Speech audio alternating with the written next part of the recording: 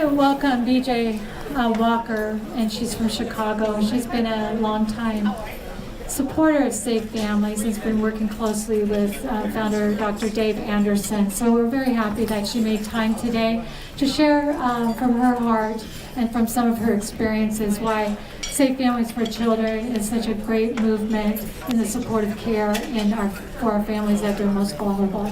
So I'll go ahead and let BJ take this over. Thank you.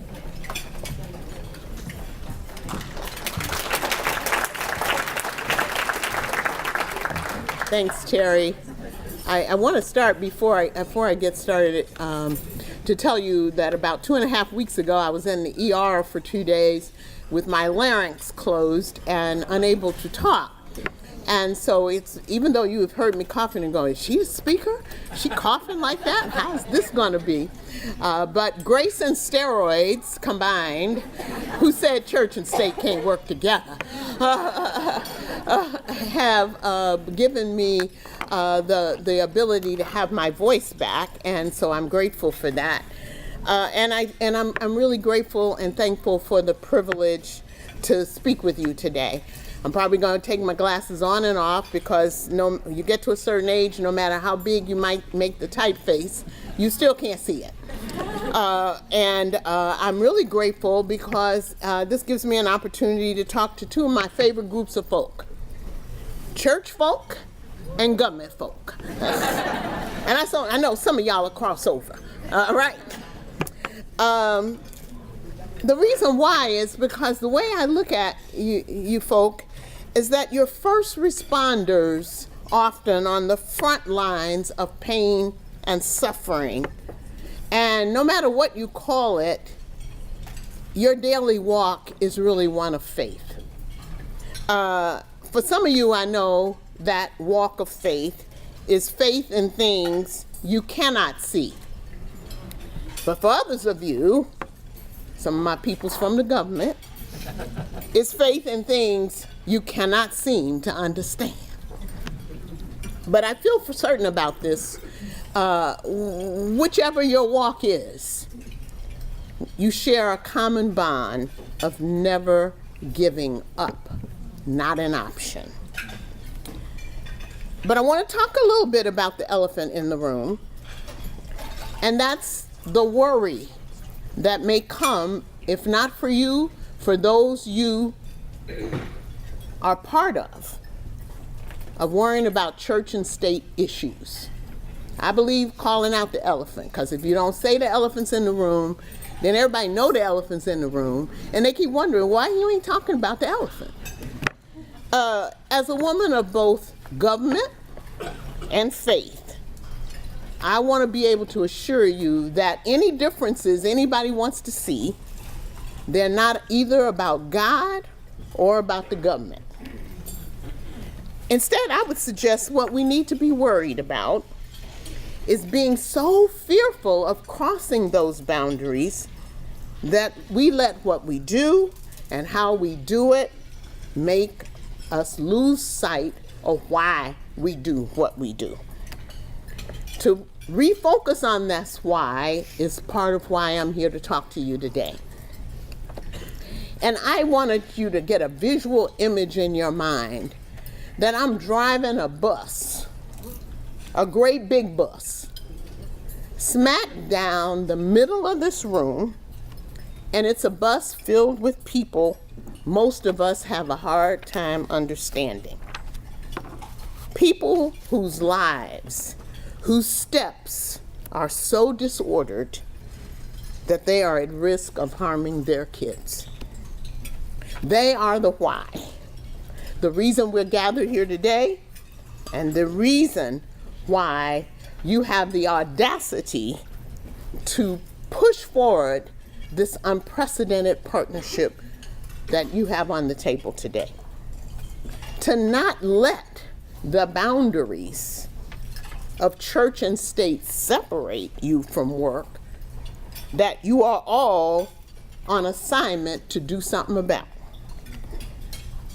And it matters because this is on behalf of children and families who most need our society, our nation, our government, and our churches and faith organizations to do something different on their behalf. Historically, it's been easier as a society to leave this scary work with scary adults to the child welfare system.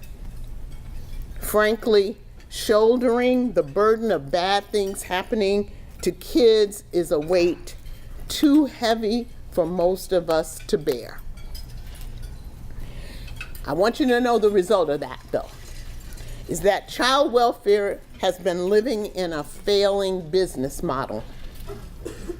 A model that asks us to keep showing up in the lives of high-risk families, waiting on harm that we can substantiate to come to their kids, and then insisting that we take the kids and run once that happens. Everything about how our current child welfare system is set up today asks us to operate out of rescue mode, not from a place where we can move families to redemption and restoration. We got to this point because most of us would rather see child welfare doing this work all by themselves. This failure, taking the kids and running, is hardwired into the current business model. Somebody gotta hurt a kid before we can do anything. Yet it's becoming clear that we need to redefine this model. And the main reason is because removal after harm works for everyone except the kids. And those of you in the room today from child welfare, my child welfare peeps, know that the things that we have historically had on the government side to help people get their kids back are mostly transactional. They are rule-based, policy-driven, regulation-strangled, and we measure compliance, not whether families have actually had a real chance to change. There is very little restorative or redemptive about what we buy on the government side most of the time on behalf of these families. But I assure you that when the kids see us coming, they think we're coming to redeem their parents and restore their families. And for that to happen, these families need relationships, and their children need more than a rescue. I therefore turn my glance to those of you on the non-government side of the room today. Those of you from Safe Families. Because what you do to help children and their families puts you squarely in the relationship business.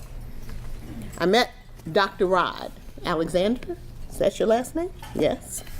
And he gave me a book. And I just perused it a bit. And one of the things it said was that relationships are the gold standard of spirituality. Relationships are the gold standard of spirituality. And if, as the book says, life is the sum of our relationships, and who amongst us would not agree with that? I am nothing without my family, my friends, my network of folk who gather around me in times of joy and in pain and whenever I need them. If life is the sum of our relationships, then consider the gift that you offer here in this partnership, those of you on the Safe Family side. When you extend hospitality to the children by taking them in, the adults come with them. Adults who may have never had these kinds of unconditional relationships before. What you do is relational, not transactional. You get to connect with families in ways that help them confront and end their isolation, not on your terms, but on their terms. They don't have to be investigated, punished, or humiliated because they're struggling. With you, they get people, not programs. Why does this matter?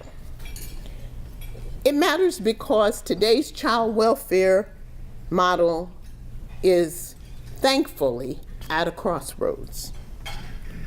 Because when we have to operate by ourselves, we in child welfare have a customer problem. What we offer and what families need are being addressed in a system that is also struggling to live day by day in its own fears and failures. It is very hard to serve, unconditionally serve, when you are under fire yourself. And if you read the papers or the news, you know why. Far too often, the only public face we have in child welfare is people mad at us for taking children they don't think we should be taking, and others mad at us for not taking children they think we should be taking. And everyone is mad at us for failing to keep children from serious harm or dying. We need partners who are willing to help us do a better job of figuring out which families need our help long before a child is harmed. But before we do this work together, I want today to talk to you about how we get to know who these families really are, and how they see themselves.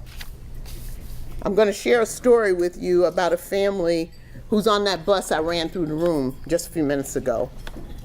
It's a family from Illinois, the Elkins family. On our watch in Illinois 18 months ago, maybe 20 or 22 months ago now, Matthew Elkins died at the age of 2 months.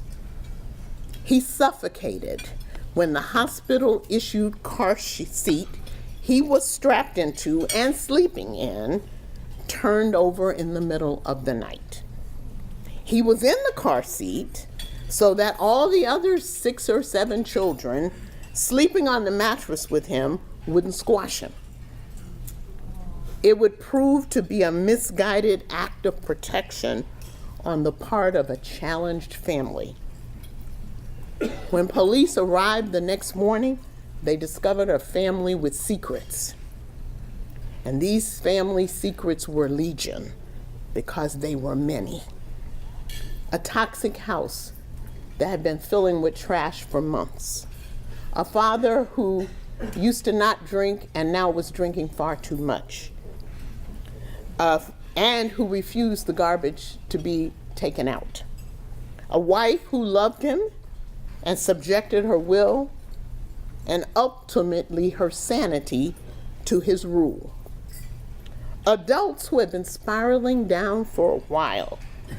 People who were once marginally okay, who were not locked in, now locked in dysfunction, unable to overcome a cascading set of obstacles. And 9 children who loved their parents so much, they went along with the charade, finding clever ways to hide the chaos because they feared removal, and who were crying hysterically as the police and social workers burst into their home that fateful morning. I want you to know, I hear you. You're saying to yourself, how could this family be so isolated and invisible? How does this happen? And I want you to know, they were indeed isolated, but hiding in plain sight of their neighbors, of school teachers, of police, of relatives, and yes, even of our child welfare caseworkers. One of our caseworkers, a young lady, actually had gone in there more than one time and spent a whole day trying to get the house cleaned out. But they continued to decline. And as a system, we tried hard not to take these kids. And after Matthew died, we kept asking ourselves, why we did not.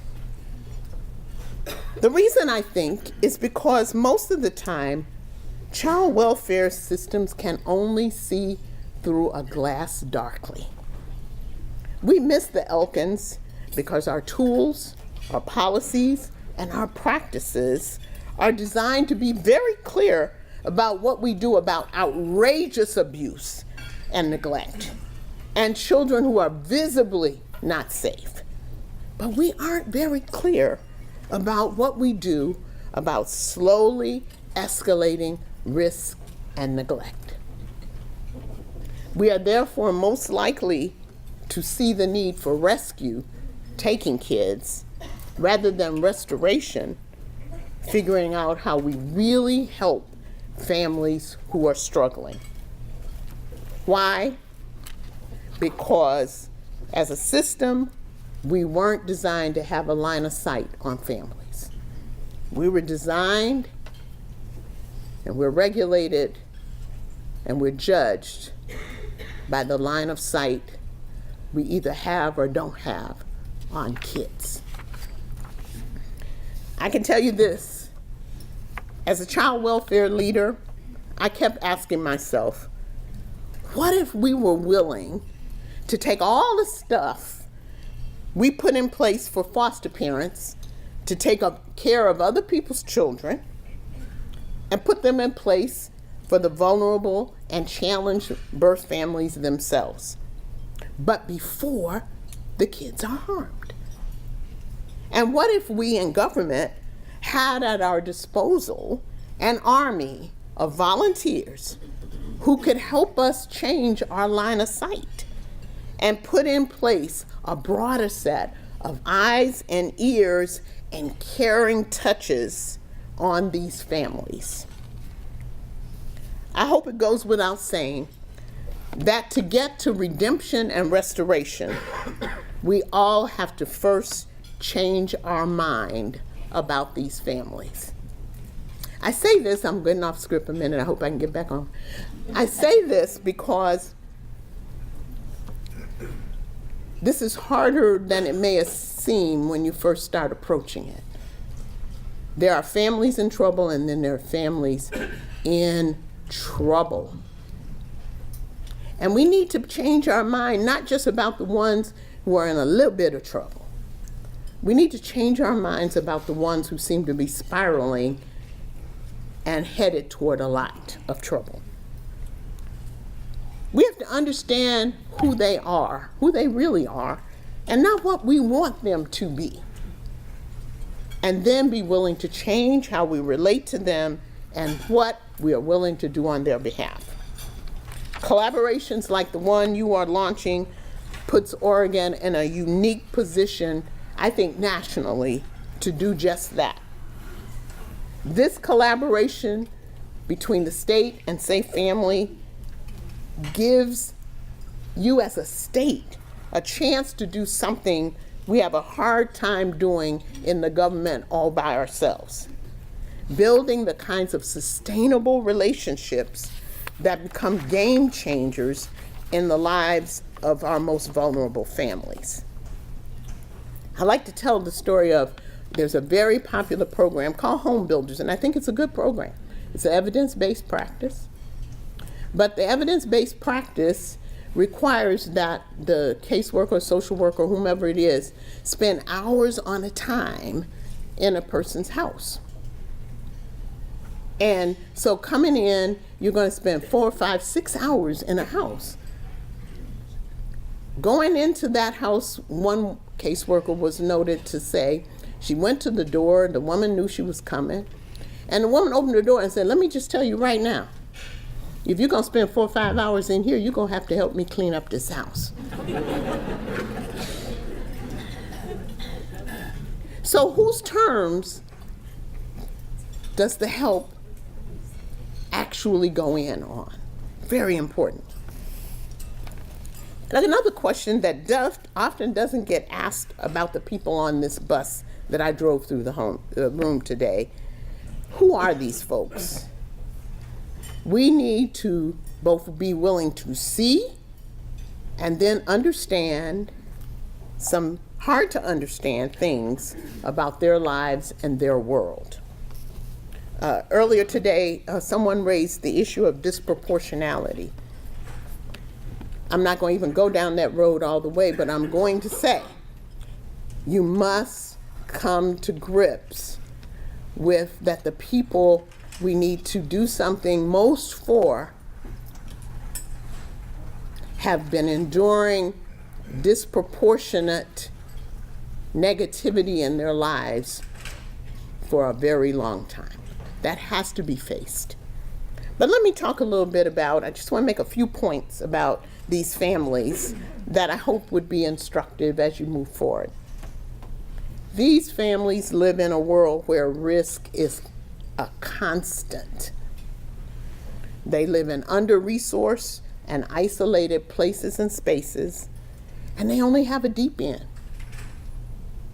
The things we take for granted are either unavailable to them or come at a dear price we would never have to pay, and one they certainly cannot pay. The young lady earlier, I think her name was Teresa, she talked about her felony expungement. She talked about her $23,000 fine. It's inconceivable that you can get out from under those things, and that's what she was very clear about. She's living with risk in a constant way. They know they are struggling, because we say, well, how don't they know they're struggling? Yes, they know they're struggling. But you know what they think? They think, I got this. That's what they think. They're thinking with resiliency in the midst of you looking at them going, how in the world could you be resilient in the middle of that? They know they're struggling, but they think they got this, because as bad as things are for them, they know somebody who's far worse off than they are. They, in order to survive, live in a tangled web of rules, restrictions, limitations, and flawed narratives that make other people wonder, how could they live like they do and act like they do? I want you to realize they simply do not believe us when we from the government show up and say, hey, we're from the government and we're here to help. Because contrary to you and me, government systems haven't served them all that well. And so we keep doing the same old casework, the same redundant and ineffective programs and services, asking them to jump through the same old hoops over and over again and expecting a different result. And they keep staring at us going, why would we think that what we are doing will actually help their situation? These families quickly learn that nobody, and I mean nobody, who shows up to help them really understands or wants to stay inside their problems and challenges long enough to really get it and to really get them. That we don't want to be personally troubled enough by their situation to not only want to help, but to be offended by the way our society serves up inequality and inequity in their lives, leaving them and their children accountable for things they've not had a fair shot or an equal opportunity to access and do. They know the so-called safety net ain't safe, but they're too tangled up in it to get out.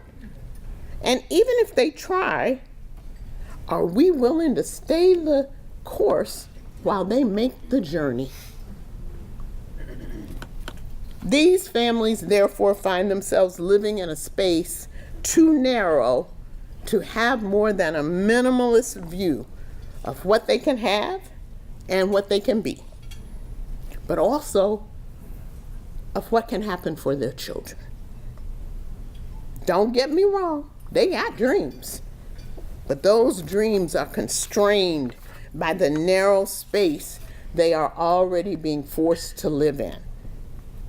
To do more, to be more, They need to see more. And I wish that were the work of government, but I assure you it is not. That is the work of community. So what you're doing together opens a new door in the relationship between the community and government. We have not always trusted and understood one another, but there are some folks who need us to get past that real quick because they need us to get working together on their behalf. What does that mean? I think it means you'll see yourselves doing several things. First, changing your collective minds about what these families are like and what they need. You can help create new narratives that stop looking for bad behaviors and signs of failure on the part of families and on the part of child welfare systems. Narratives that start talking about social justice for our nation's most vulnerable children and families. Narratives that invite the community and government to break bread together. You can demonstrate what it means to put a line of sight on adults, painful as that is, because adults don't always do what we want them to do. They don't act like we want them to act, but we need a line of sight on adults and how it is really possible to build relationships between and among people who do not walk like you walk, who don't talk like you talk, who don't act like you act, and who don't look like you look. You can be foot soldiers as we shift our nation's child welfare vision and mission so that we can get to families before their vulnerabilities and risk turn into a child safety problem.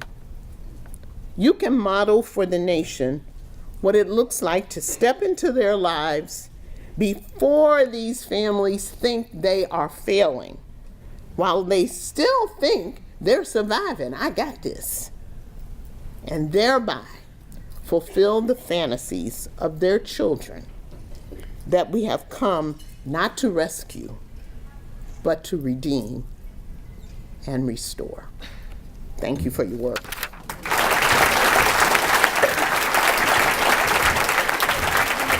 Thank you, BJ. I think we should owe her another round of applause for her advocacy and her work today.